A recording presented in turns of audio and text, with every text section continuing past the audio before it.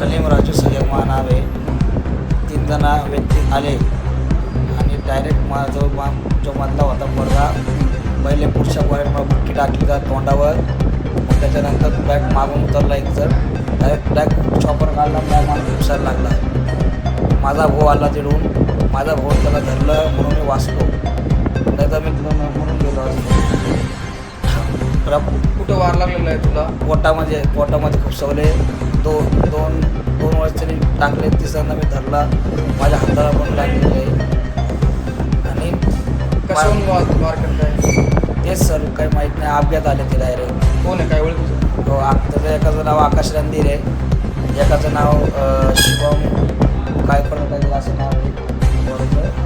तिसरा होता त्या व्यक्तीने मला आणलं विचारणे, त्याचं काही नाही याच्यामध्ये. त्या दोघांनी मारलं.